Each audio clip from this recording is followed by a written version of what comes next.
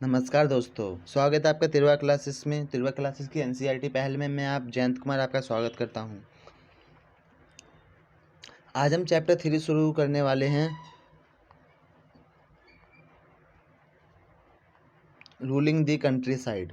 ये चैप्टर 3 हमारा है। इसमें हम देखेंगे कि कैसे कैसे ब्रिटिश ने अपने ग्रामीण इलाकों में अपनी जो सत्ता स्थापित की थी। उन जो ब्रिटिश जो ग्रामीण के किसान थे वहाँ से गए थे, अपनी मनमर्जी की खेती उनसे करवाई थी। खेती करवाने के लिए उन्होंने क्या क्या नए नियम लाए थे, क्या क्या नई नीतियाँ अपनाई गई थी। और देखेंगे कैसे जब ग्रामीण इलाकों में जब इनसे ब्रिटिश की जो नीतियों से इनसे परेशान हो गए तो कैसे उन्होंने रिवेल करा, उन्होंने कैसे विद्रोह कर दिया ब्रिटिश के खिलाफ। तो हम शुरू करते हैं द कंपनी बिकेम नवाब से। इसमें हमने पढ़ेंगे कि कैसे जो मुग़ल एम्परर था, उस जब 12 अगस्त 1765 में जब जब Mughal emperor battle of Buxar हुई थी 1764 में, तो जब वो हार गए थे तो फिर कैसे जो बंगाल के दीवान के राइट था वो उन्होंने ब्रिटिश को दे दिया था।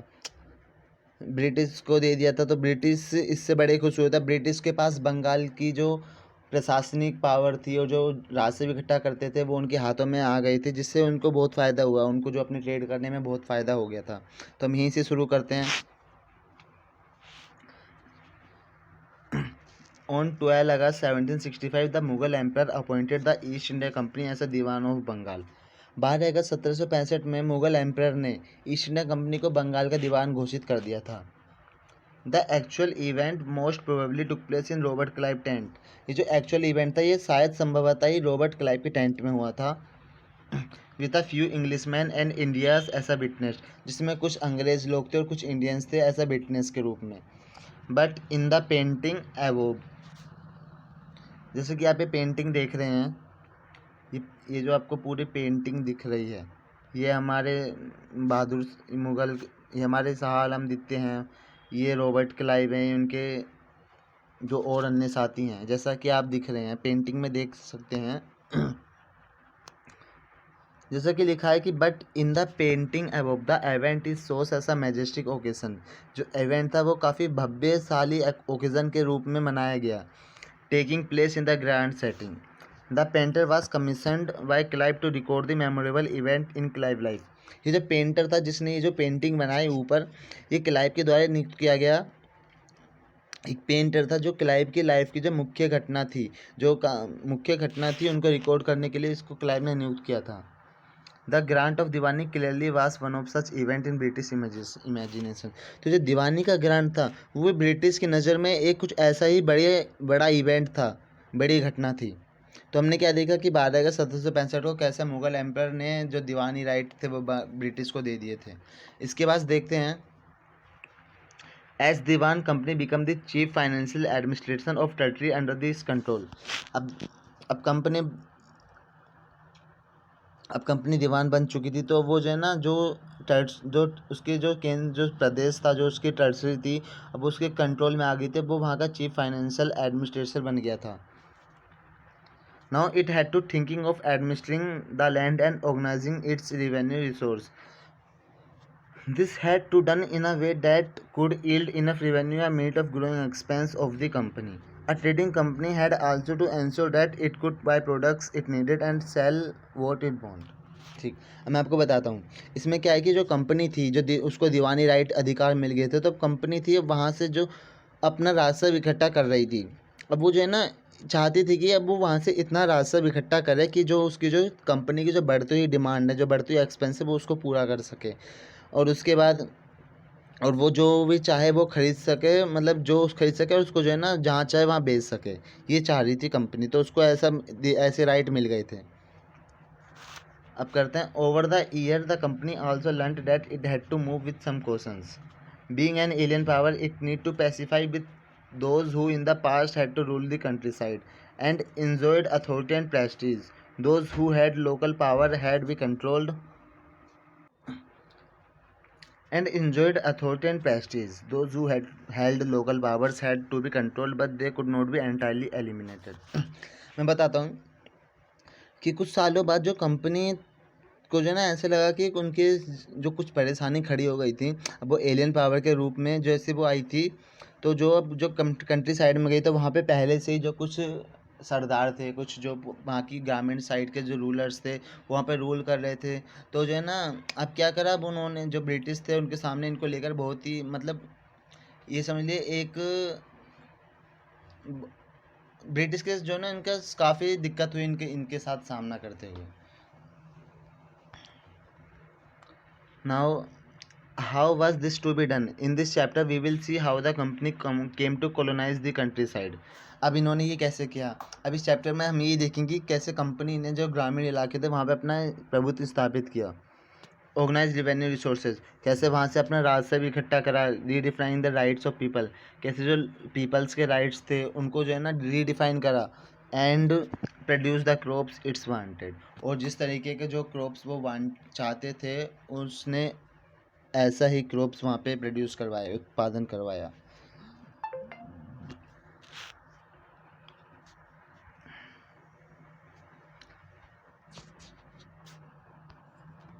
अब आते हैं revenue for the company, company के लिए राजस्व। अब मैं इसको आपके बताता हूँ कि जैसे कैसे कंपनी थी वो राजस्व इकट्ठा करती थी। तो इसमें जैसे कंपनी थी अब वो दीवान बन चुकी थी, पर लेकिन वो अपने आप को तब भी एक प्राइमरी ट्रेडर्स के रूप में देख रही थी। प्राइमरी ऐसा ट्रेडर, वो वहाँ से लार्ज रिवेन्यू इकट्ठा करना चाहती थी, पर लेकिन वो अभी भी वहाँ पे शासन करने से हिचकिचा रही थी। The effort was to increase the revenue as much as it could to buy fine clothes and silk cotton cloth as cheaply as possible. जो इफ़र्ट था उसका वो ये था कि वो वहाँ से इतना राजस्व इकट्ठा कर सके कि वो भारत से अच्छे कॉटन और सिल्क की क्लॉथ को खरीद सके सस्ते से। लेकिन within 5 years the value of goods bought by company in Bengal doubled. लेकिन फिर 5 साल के अंदर ही जो गुड्स थे, जो सामान था, उनकी जो कम प्राइस थी वो कंपनी के बाय द कंपनी इस बंगाल वो डबल हो गई। तो before 1865 the company had purchased good in India by importing and silver and gold from Britain. अब 1865 से पहले जो कंपनी थी वो गोल्ड और सिल्वर खरीदती थी, सिल्वर इंपोर्ट करती थी ब्रिटेन से, और फिर उसके बाद जो यहाँ पे परचेस करती थी सामान को। Now the revenue collected in Bengal could finance the purchase of good for export. लेकिन अब जो बंगाल था वो फाइनेंसर वो बंगाल से फाइनेंस करने लग गई, वहाँ की दीवानी राइट इकट्ठा मिल गए थे, वहाँ से राजस्व इकट्ठा करने लग गई, और फिर उसी पैसे से फिर वो यहाँ से सामान खरीदती थी एक्सपोर्ट के लिए।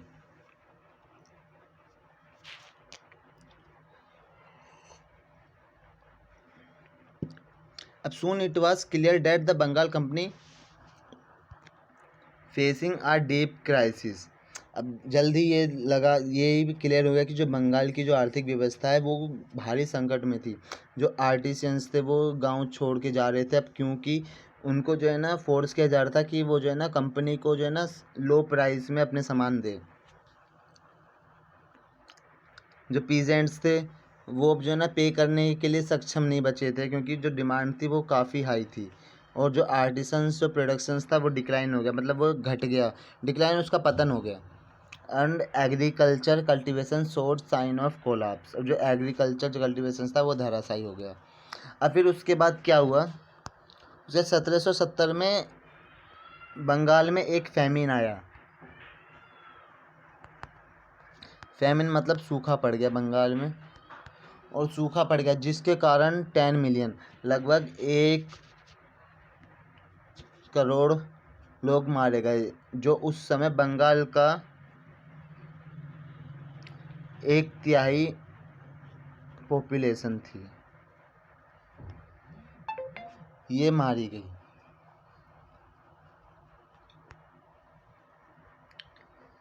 अब क्या हुआ, अब ब्रिटिश को क्या लगा कि अब उनको जो है ना जो एग्रीकल्चर है उसको इम्प्रूव करने की ज़रूरत है। अब क्योंकि जो इकोनॉमी थी वो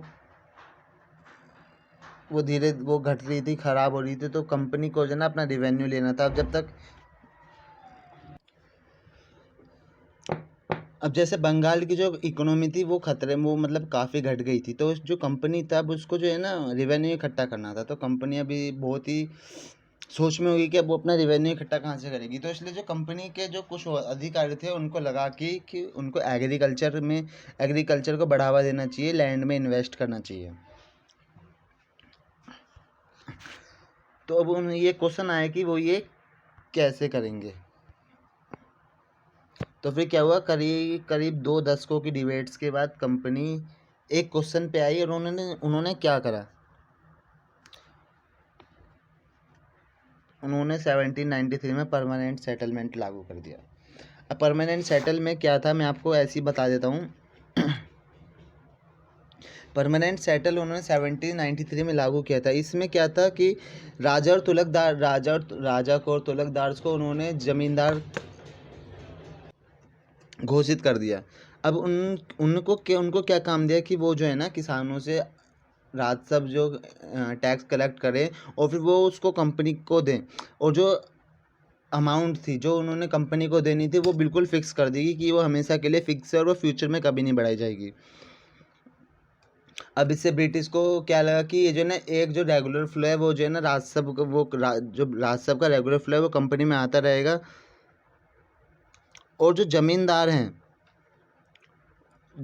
हैं उनको भी कुछ राजस्व मिलता रहेगा। तो इसलिए वो जो है ना जो लैंड है वो इसको इम्प्रूव करने में सहायता करेंगे, मदद करेंगे। पर लेकिन ऐसा नहीं हुआ। ऐसा क्यों नहीं हुआ, मैं आपको बताता हूँ क्या दिक्कत आई थी। मैं बताता हूँ कि क्या प्रॉब्लम खड़ी हुई थी।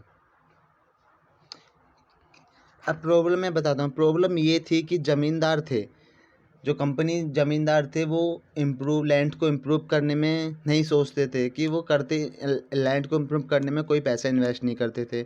अब जो रेवेन्यू था वो इतना हाई था जो ज़मींदार को पे करना पड़ता था, तो ज़मींदार जो है ना बहुत से ज़मींदार होते थे जो बड़ी मुश्किल से पे कर पाते थे। और लेकिन अगर जो कोई भी ज़मींदार होता था, अगर जो वो पे करने से फेल हो जाता था तो उससे जो है ना उसकी ज़मींदारी छीन ली जाती थी। तो ऐसी बहुत सारी ज़मींदारी है वो ऑक्शन मतलब नीलामी करके जो है ना नीलामी की गई और उनको जो है ना उनकी ज़मींदारी उनसे छीन ली गई। अब by the first decade of 19वीं सेंचुरी, 19वीं शताब्दी के पहले दशक में जो सिचुएशन थी वो बदल गई। The prices in the market rose and cultivation slow expanded. क्या हुआ, जो सिचुएशन क्या बदली, जो जो मार्केट में जो प्राइस था वो बहुत ही बढ़ गया और जो कल्टीवेशन था वो भी धीरे धीरे बढ़ने लगा था। दिस मीन्ट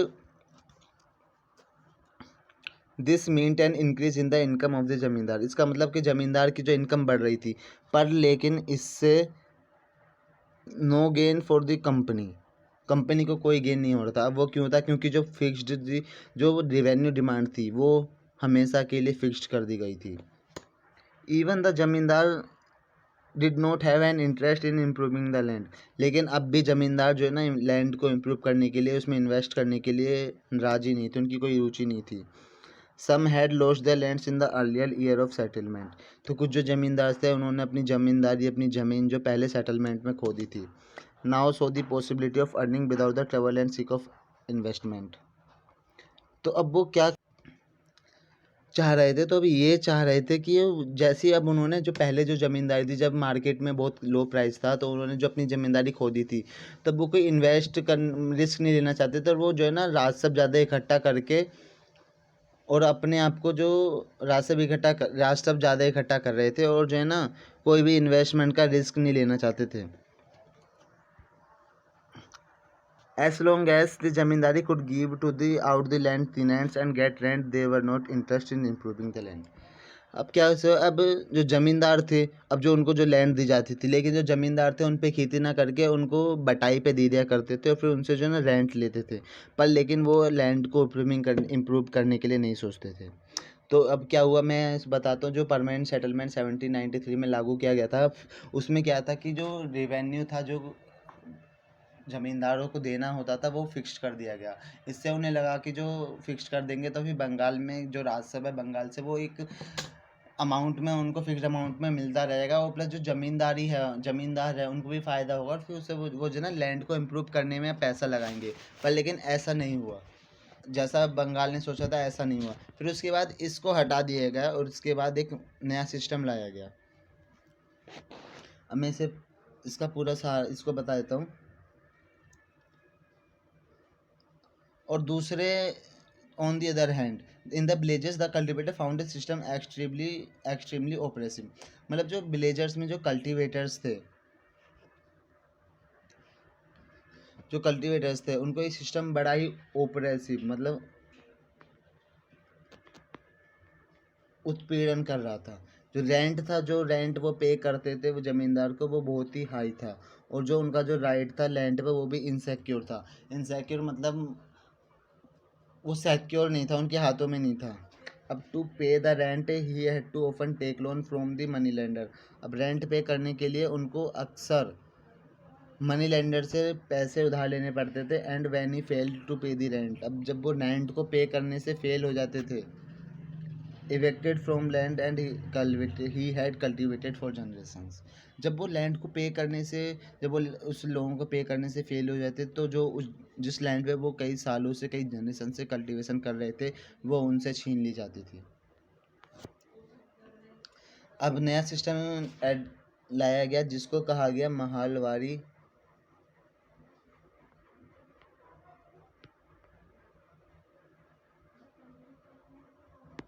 सिस्टम कहा गया।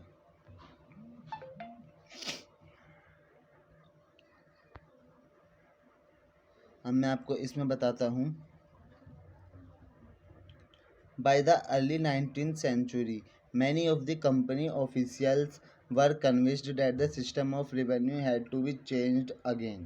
जो बहुत से कंपनी के 19वीं शताब्दी की शुरुआत में बहुत से कंपनी के अधिकारी थे, उनको लगा कि जो रेवेन्यू का सिस्टम है वो चेंज करना चाहिए। Now, how could revenue be fixed permanently at the time when the company needs more money to meet its expense of the administration and trade? कि उन्होंने कहा कि जो रिवेन्यू उसको हमेशा के लिए फिक्स्ड कैसे किया जा सकता है जब कंपनी को पैसे की बहुत ही ज़्यादा ज़रूरत है, उसके जो एडमिनिस्ट्रेशन है उसको ट्रेड है उसको चलाने के लिए। Now in the north west provinces of the Bengal presidency की नॉर्थ वेस्ट प्रोविंसेस में एक इंग्लिश मैन होल्ट मैकेंजे था जिसने एक नया सिस्टम लागू किया जो 1822 में इफेक्ट में आया था। ये इसने क्या करा, इसने जो था महलवारी सिस्टम लागू किया गया। इसमें क्या था मैं आपको इसमें बताता हूँ। इसमें जो कलेक्टर होते थे वो गांव-गांव जाते थे, वहाँ से जो उनकी लैंड थी उनको मेजर करते थे और उनके जो कस्टम्स उनके जो राइट्स थे डिफरेंट ग्रुप्स के उनको रिकॉर्ड करते थे। और प्लस प्रत्येक प्लॉट के लिए एक एस्टिमेटेड रेवेन्यू दर्ज करते थे और उसको सारे गाँव के साथ जोड़ के और जोड़ देते थे। फिर वो रेवेन्यू पूरे गांव को देना पड़ता था। और फिर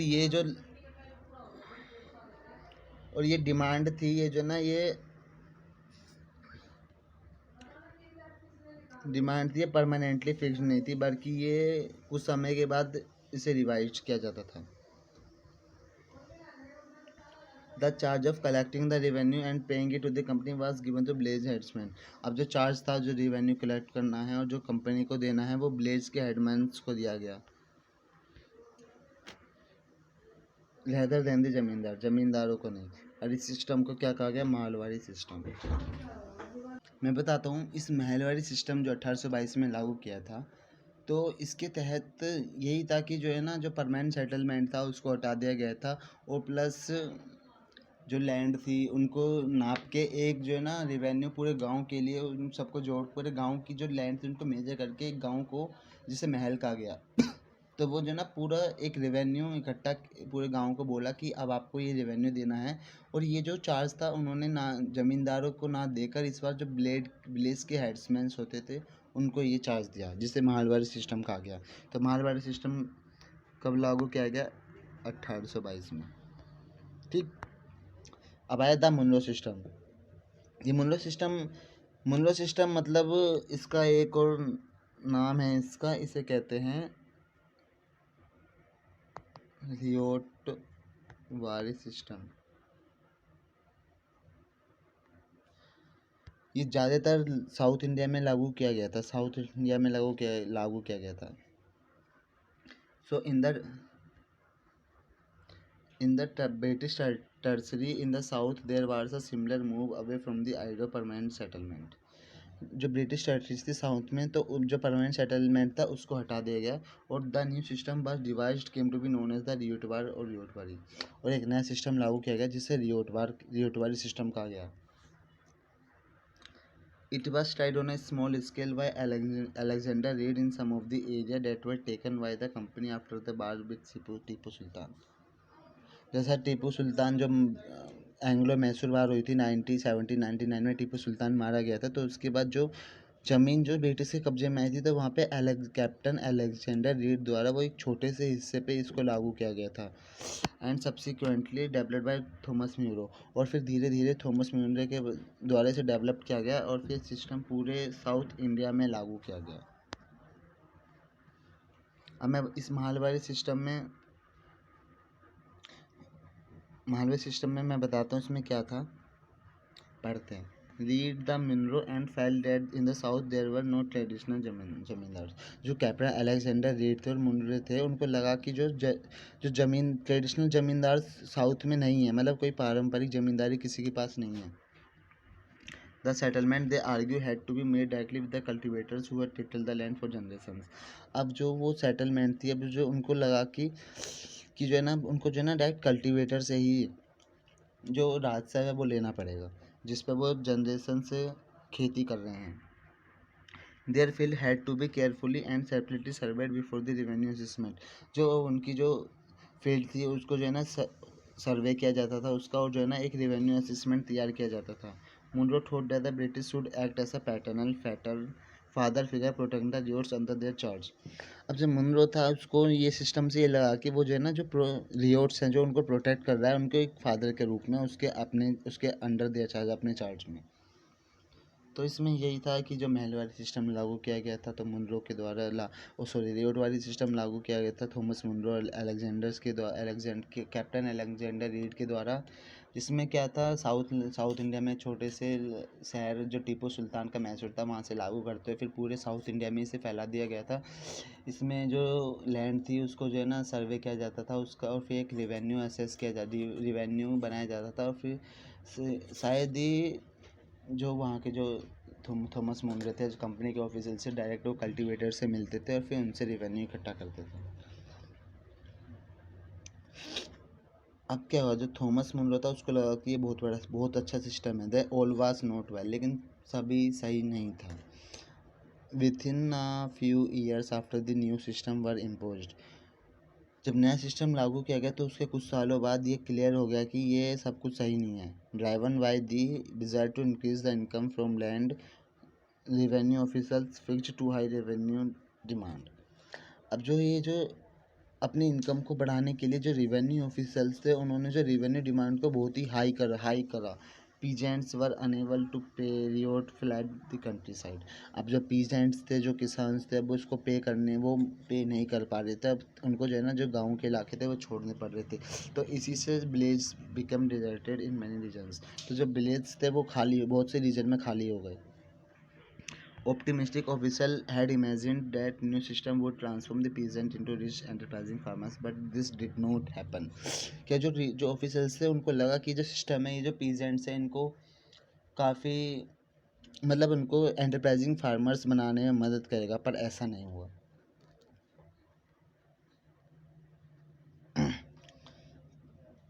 अब पढ़ते हैं क्रॉप्स फॉर यूरोप के लिए क्रॉप्स. इसमें मैं आपको ऐसे ही बता देता हूँ.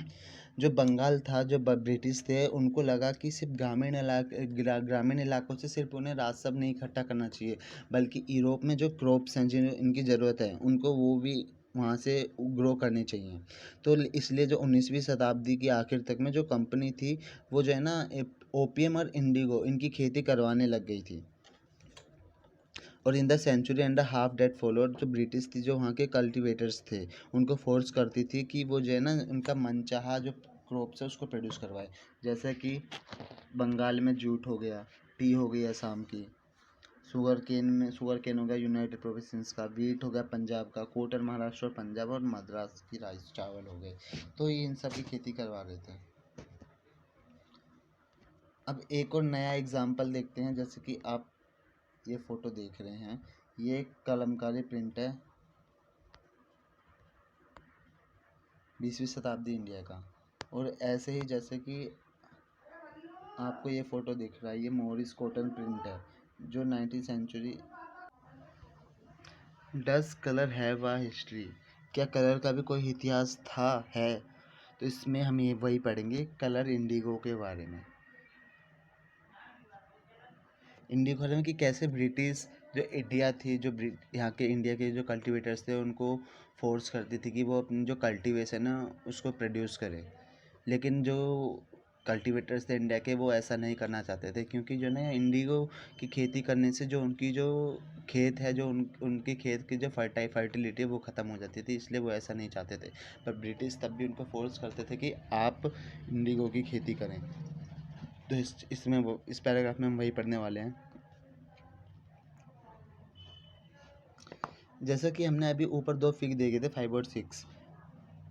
The image on the left show a kalamkari print created by weavers of Andhra Pradesh in India. ये कलमकारी प्रिंट था जो भारत में जो आंध्र प्रदेश है वहाँ के जो बुनकर है उनके द्वारा बनाया गया था। On the right is a floral cotton print design produced by William Morris.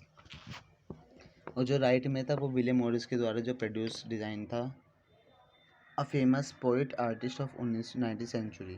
There is one thing common in two prints. इन दो प्रिंट्स में एक थिंग कॉमन थी, बहुत यूज था रिच ब्लू कलर। दोनों में एक रिच ब्लू कलर यूज़ किया गया था, कॉमनली कॉल्ड इंडिगो, जिसे इंडिगो कहा गया। क्या आप जानते हैं ये कलर कैसे प्रोड्यूस किया गया? The blue that you see in this prints was produced from a plant called indigo. ये जो ब्लू कलर जैसा आपने इन प्रिंटों में देखा वो एक प्लांट है इंडिगो, उनसे निकाला जाता था। It is likely that blue dyes used in the Morris print in 19th century Britain was manufactured from indigo plant cultivated in India. ये है कि जो ब्लू डाइस थी जो मॉरिस के प्रिंट में जो 19वीं शताब्दी में जो आई थी, तो ब्रिटिश वो इंडिगो प्लांट जो भारत में कल्टिवेटेड होते थे उनसे लिया गया था। For India was the biggest supplier of Indigo in the world at the time. और इंडिया उस समय जो इंडिगो का था जो बहुत ही बड़ा सप्लायर था इस पूरी दुनिया में। अब देखते हैं why the demand for Indigo. Indigo की इतनी डिमांड क्यों थी? The Indigo plant grow primarily in the tropics. जो इंडिगो प्लांट था वो ट्रॉपिक्स एरिया में बहुत अच्छे तरीके से बोता था। तो by the 13th century Indian indigo was being used cloth manufacturers in Italy, France and Britain to dye cloth. तो 13वीं शताब्दी में जो इंडियन इंडिगो था वो जो है ना फ्रांस में, इटली में, ब्रिटेन में क्लॉथ को डाई करने के लिए यूज़ किया जाता था। However, only a small amount of indigo reached the European market and its price was very high. जबकि एक बहुत ही कम मात्रा में जो इंडियन इंडिगो था वो यूरोप मार्केट पहुंचता था और इसका प्राइस काफ़ी ऊंचा था। European cloth manufacturers therefore had to be depend on another plant called wood to make violet and dyes. क्या कहा जाता है इसे? वोड कहा जाता था। आपको बताता हूँ इसको वोड कहा जाता था। जो मतलब जो मैं बताता हूँ, जो इंडिगो है वो बहुत ही कम मात्रा में जो यूरोपियन मार्केट पहुँचता था और उसकी जो प्राइस था बहुत हाई था। तो जो यूरोपियन लोग थे जो वहाँ पे जो कपड़ों का मैन्युफैक्चर करते थे उनको जो वोड नाम का एक प्लांट, दूसरा प्लांट था, उस पर डिपेंड होना पड़ता था जो वॉयलेट और ब्लू कलर्स की टाइप प्रोड्यूस करता था। Now being a plant of temperate zone, ना टेम्परेट जोन का प्लांट होने के कारण would was more easily available in the Europe. जो वुड नाम का प्लांट था वो यूरोप में बहुत आसानी से मिल जाता था। ये north Italy, southern France, Germany, Britain, इन जगह बोया जाता था। Worried by the competition indigo से कॉम्पिटिशन के कारण जो वहाँ के जो वो वुड प्रोड्यूसर्स थे जो यूरोप में, उन्होंने गवर्नमेंट को प्रेशराइज किया कि वो इंडिगो की जो इम्पोर्ट है उस पर बैन लगा दें। Cloth dyers however preferred indigo as a dye. अब जो क्लॉथ डायर्स थे वो जो है ना इंडिगो को प्रेफर करते थे डाई के रूप में।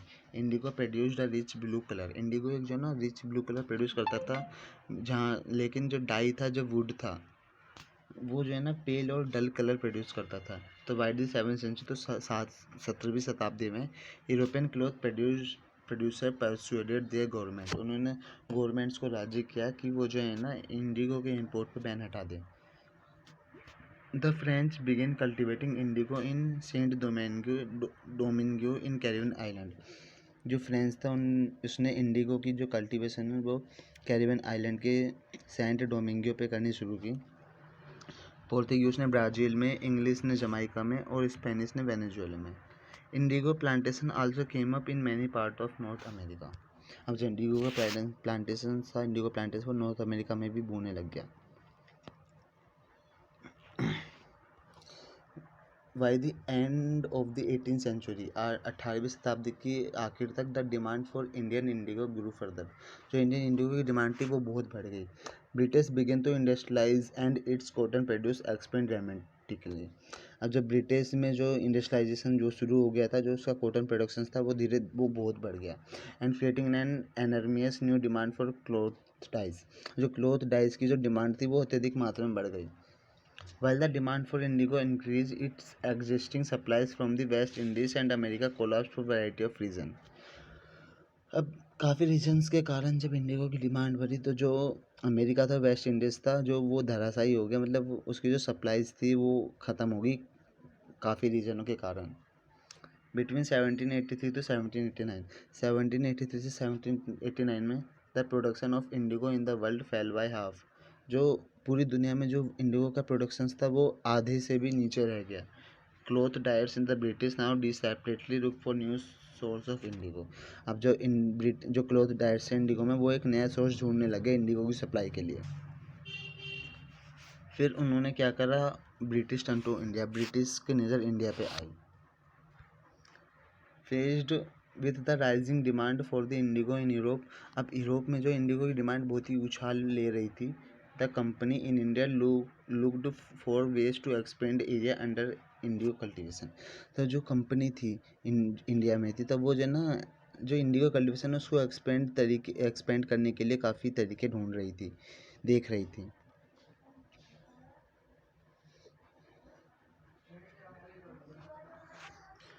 From the last decades of the 18th century, the indigo cultivation in Bengal expanded rapidly, and Bengal indigo came to dominate in the world market.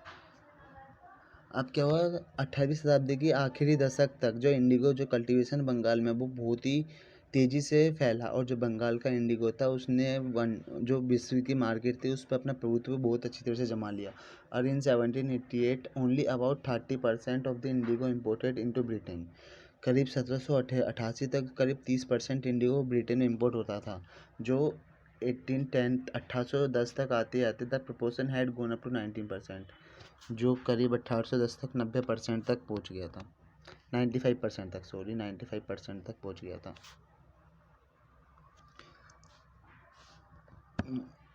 As the Indigo trade ग्रू, अब जैसे Indigo का जो व्यापार वो बढ़ने लग गया, commercial agents and officers of the company began investing in indigo production.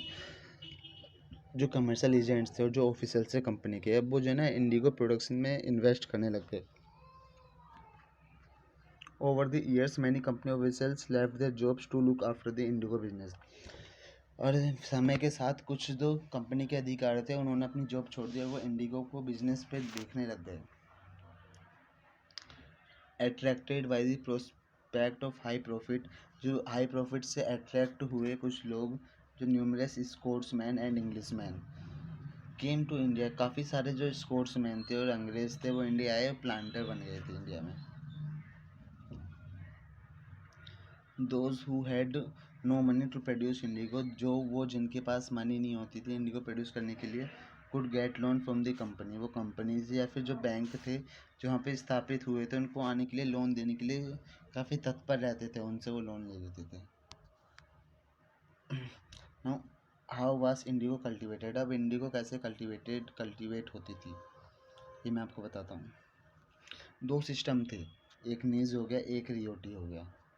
अब जो निजी सिस्टम था उसमें क्या था, जो प्लांटर था उसका डायरेक्ट कंट्रोल था अपनी लैंड पे। वो या तो वो लैंड को खरीद लेता था, या तो वो लैंड को खरीद लेता था, या फिर उसको रेंट पे ले लेता था दूसरे ज़मींदार से, उस पर इंडिगो प्रोड्यूस करता था अपने हायर लेबर्स को एम्प्लॉय करके। लेकिन अब जो नीच कल्टीवेशन था उसके साथ क्या प्रॉब्लम थी, अब जो नीच कल्टीवेशंस था उसमें जो है ना काफ़ी जो फोर्स्ड लेबर की ज़रूरत होती थी। जो प्लांटेशंस था वो प्रोडक्शन कॉफ़ी, शुगर, तम्बाकू एंड कॉटन, जो वहाँ के जो प्लांटेशंस थे वो जो है ना इनसे जुड़े हुए थे। The planters found it difficult to expand the area under nij cultivation. जो प्लांटर्स थे वो अपने जो एरिया था नीच कल्टीवेशन के अंदर उसको फैलाने में उनको बहुत दिक्कत हो रही थी। Indigo could be cultivated only fertile land. जो इंडिगो था वो सिर्फ फर्टाइल लैंड पे ही हो कल्टीवेट किया जा सकता था। And these were are already dense populated, और ये जो है ना पहले से ही काफ़ी डेंस पॉपुलेटेड एरिया थे। Only small plot scattered of the landscape could be acquired. इसमें जो छोटे छोटे प्लॉट्स थे वही सिर्फ मिल पाते थे इंडिगो की खेती के लिए। Planters need larger area in compact block to cultivate indigo plantations. अब जो प्लांटर्स था उनको जो है ना लार्ज एरिया चाहिए था कल्टीवेशंस के लिए।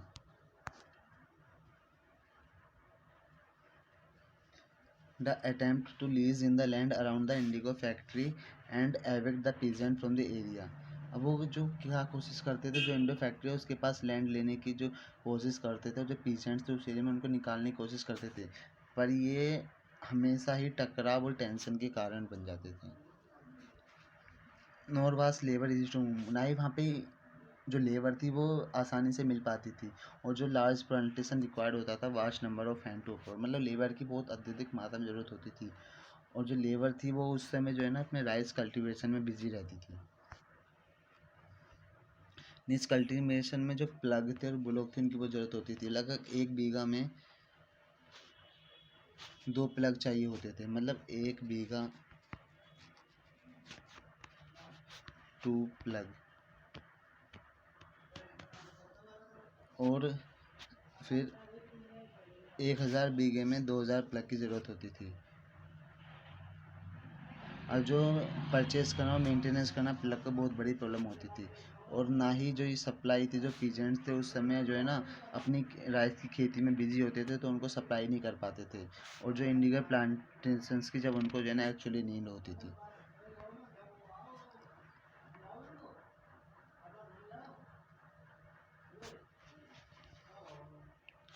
तो इन द लेट 19th सेंचुरी, 19वीं शताब्दी के आखिर तक planters were therefore reluctant to expand the area under nij cultivation. जो प्लांटर्स थे वो अपनी निच कल्टीवेशन में एरिया को एक्सपेंड नहीं कर पा रहे थे।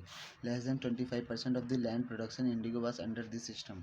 लगभग 25% जो लैंड था वो सिस्टम में था, और बाकी रियोटी सिस्टम में था।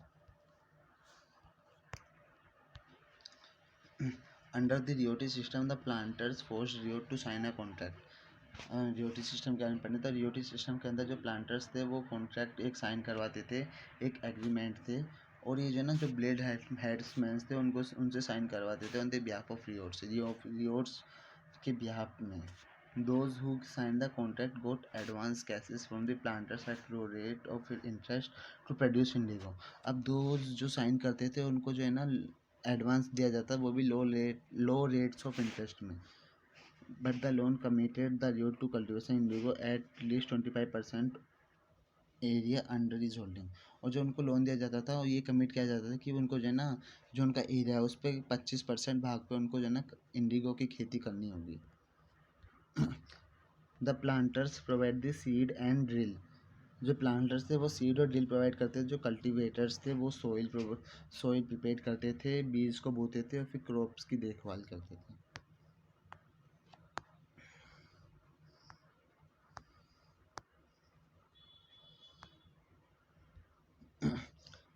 When the crop was delivered to the planter after the harvest। अब पकने के बाद जो जो किस क्रॉप्स थी वो प्लांटर को डिलीवर कर दी जाती थी।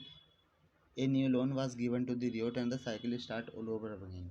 तो एक नया जो लोन था वो रियोट को दे दिया जाता था, और इस साइकिल थी वो दोबारा से स्टार्ट कर दी जाती थी लोन्स की और इंडिगो कल्टीवेशंस की। Peasants who initially tempted by the loans soon realised how the harsh the system was. जो किसान थे जिनको पहले इन लोन्स से काफ़ी अच्छा लग रहा था, बाद में उनको पता पड़ा कि ये कितना सिस्टम है, बेकार है। The price they got for the indigo the produce was very low. जो प्राइस थे जो वो इंडिगो से प्राप्त करते थे वो बहुत ही मंदा होता था।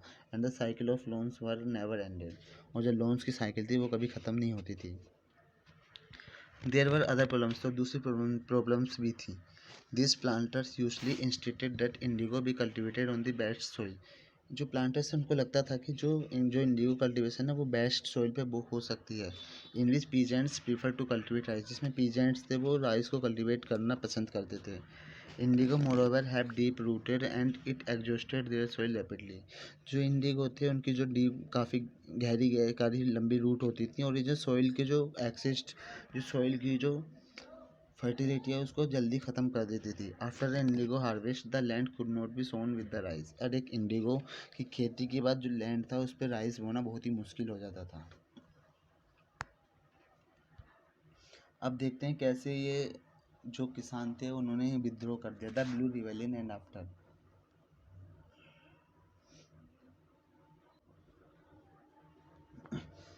करीब in March 1859 thousands of ryot in Bengal refuse to grow indigo. March 1859 में हजारों की संख्या में रियोट्स थे बंगाल में, उन्होंने इंडिगो को बोने से मना कर दिया। As the rebellion as spread, अब जैसे विद्रोह फैला, रियोट्स refused to pay rent to the planters and attacked indigo factories armed with sword, spear, bows and arrows। अब जैसे ही जो विद्रोह फैला तो रियोट्स थे, उन्होंने जो है ना प्लांटर्स को रेंट्स देने से मना कर दिया, और उन्होंने इंडिगो फैक्ट्री पे तलवारों से और धनुष तीर कमान से हमला कर दिया इंडिगो फैक्ट्रीज पे। Women turned up fight with pots pan and kitchen implements. अब जो वुमेन्स थी उन्होंने भी जो पोट्स थे, पैन्स थे और किचन्स थे, मतलब जो किचन्स के जो सामान होते हैं उनसे भी उन्होंने भी हमला कर दिया। Those who worked for the planters were socially boycotted. वो लोग जो प्लांटर्स के लिए काम करते थे उनको जो है सामाजिक रूप से बॉयकॉट कर दिया। एंड गोमास्ता एजेंट्स होते थे प्लांटर्स के। जो गोमास्ता थे वो प्लांटर्स के एजेंट होते थे, जो रेंट कलेक्ट करने के लिए आते थे उनको मारा गया। जो रियोट्स थे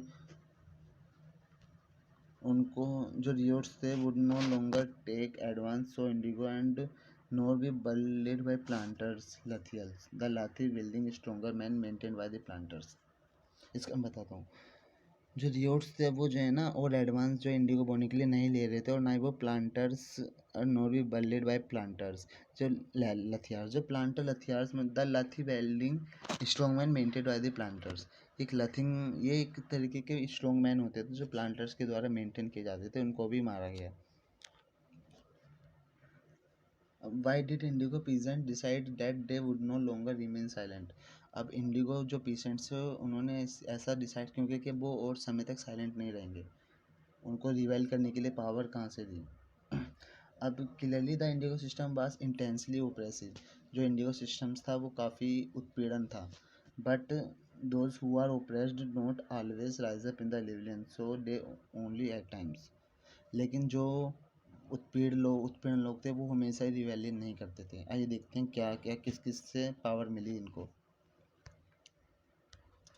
So in 1859, the Indigo Riots feel that they had the support of the local जमींदार and village headsmen in the rebellion against the planter। जो इंडिगो रियोट्स थे उनको ये लगा कि उनके पास लोकल जमींदार और विलेज हेड्समैन है, उनका सपोर्ट है इस विद्रोह में प्लांटर्स के खिलाफ। In many villages, headsmen who had been forced to sign indigo contract mobilized the indigo peasant and fought pitched battles with the Lathials। बहुत से गाँव में जो हेड्समैन थे उन्होंने जो इंडिगो कॉन्ट्रैक्ट जो साइन करते थे, उन्होंने जो इंडिगो के जो पीजेंट्स हैं उन्होंने उनको उकसाया और उनको अपने साथ खड़ा किया, और जो लथियाल्स से उनके खिलाफ एक लड़ाई लड़ी। In other places even the zamindars went around villages arguing the ryots to resist planters.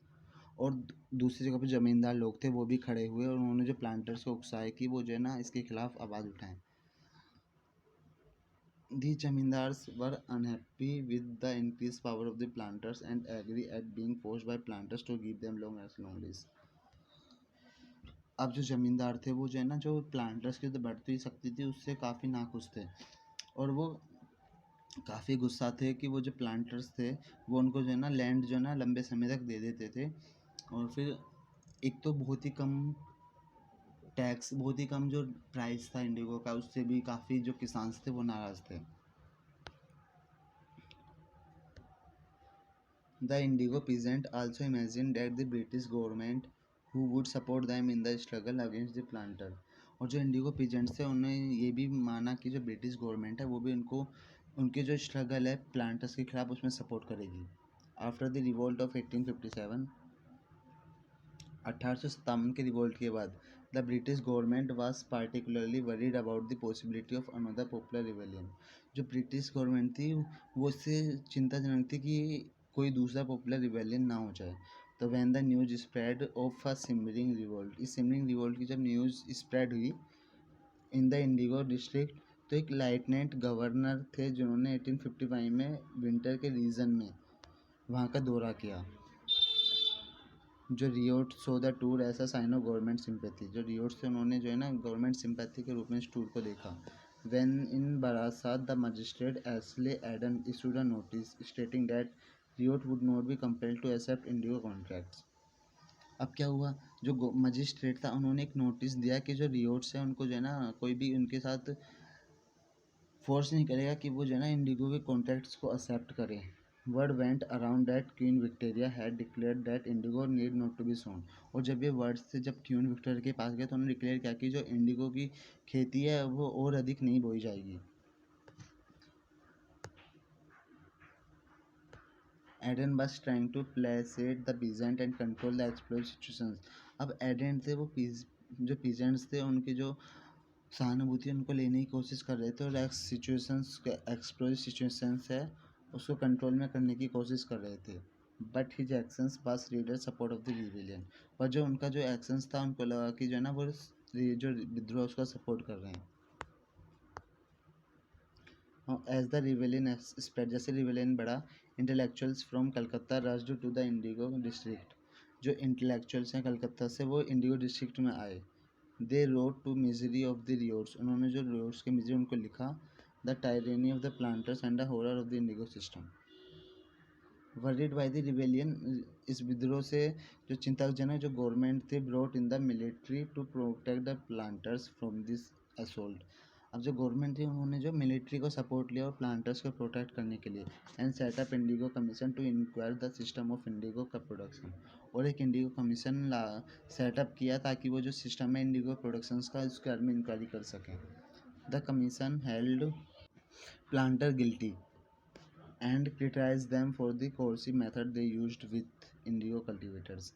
और जो कमीशन था उन्होंने पाया कि जो प्लांटर्स हैं वो गिल्टी पाए गए और उन्होंने जो है ना जो कोर्सिव मेथड था जो इंडिगो कल्टिवेटर्स के ऊपर जो उनके तरह यूज़ किया जाता था उसकी आलोचना की। They declare that indigo production was not profitable for ryots. उन्होंने डिक्लेयर किया कि जो इंडिगो प्रोडक्शन है वो रियोट्स के लिए इतना प्रॉफिटेबल नहीं है। तो जो कमीशन है ask the ryots to fulfil the existing contract. Commission ने रियोट्स को बोला कि जो पहले से जो कॉन्ट्रैक्ट लिए गए हैं वो उनको फुलफिल करे और उसके बाद वो जो इंडिगो प्रोडक्शन है उसके जो फ्यूचर में उसको मना कर दे।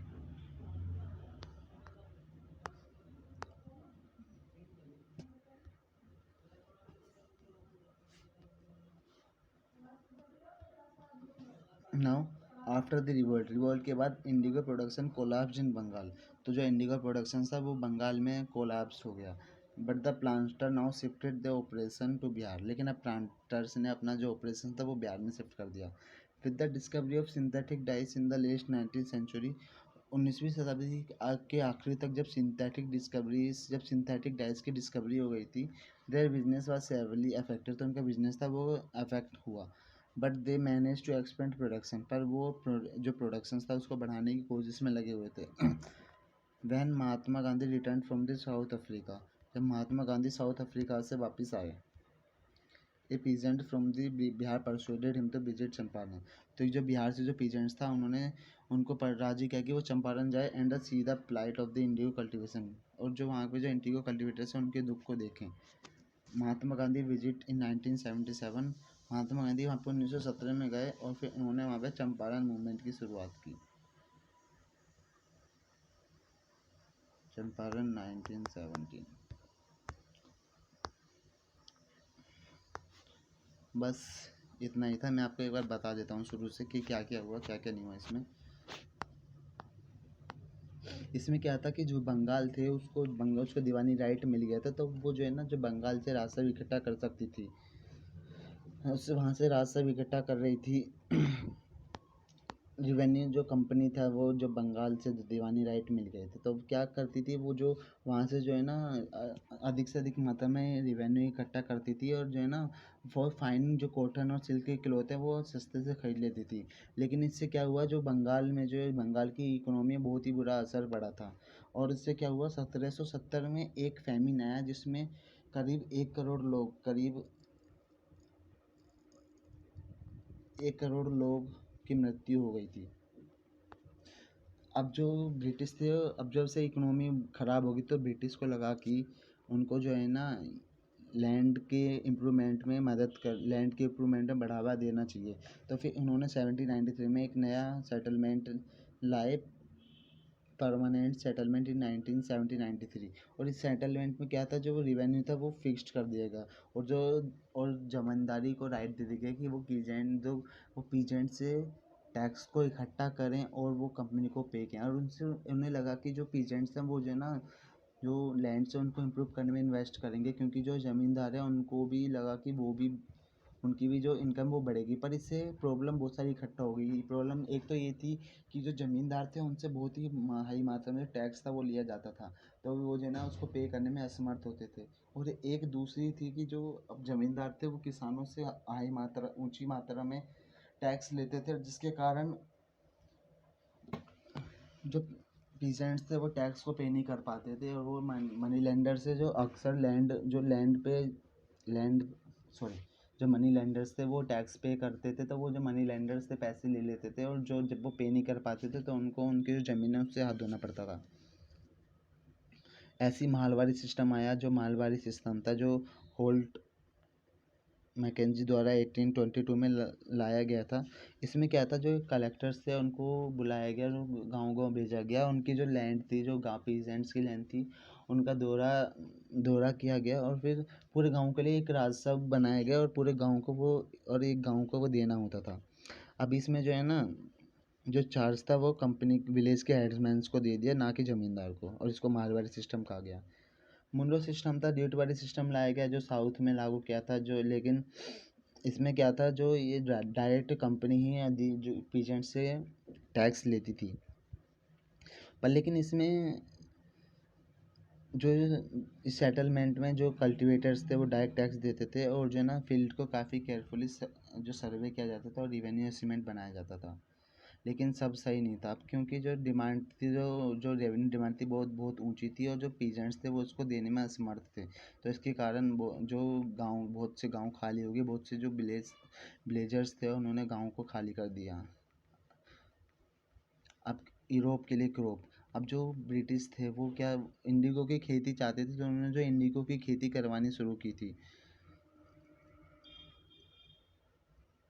वह है the demand for Indian indigo की डिमांड क्यों थी, क्योंकि इंडियन इंडिगो जो है ना बहुत ही मतलब रिच कलर प्रोड्यूस करता था, और जो बोर्ड नाम का जो प्लांट था, जो वहाँ पे जो इंडिगो जो वॉयलेट और ब्लू कलर प्रोड्यूस करता था, वो पेल और डल कलर प्रोड्यूस करता था, तो इसलिए जो इंडिगो की डिमांड थी वो बहुत ही ज़्यादा थी। अब ब्रिटिश इंडिया में क्यों आया, क्योंकि जो है ना इंडिया की जो डाइस थी वो बहुत ही हाई थी, वो ऊंची ऊंची मात्रा में उसकी डिमांड थी। अब जो है ना ब्रिटिश में जो जो ब्रिटेन में जो इंडस्ट्रियलाइजेशन शुरू हो गया था, जिसके कारण जो डिमांड है उसकी बहुत ऊंची हो गई थी, इसलिए वो इंडिया में आ गए। और फिर उन्होंने इंडिया में आके दो तरीके की खेती शुरू की, निज एंड रियोटी। निज के अकॉर्डिंग जो प्लांटर्स थे वो खुद अपनी लैंड पे खेती करते थे, और रियोटी के अंडर जो जो पीजेंट्स थे वो जो ब्रिटिश गवर्नमेंट थी, जो प्लांटर्स थे वो उनसे खेती करवाते थे।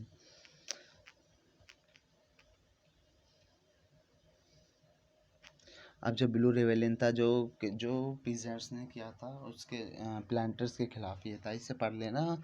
बाकी सही चैप्टर है। अच्छा ठीक है, ओके बाय बाय, मिलते हैं अगले सेशन में चैप्टर 4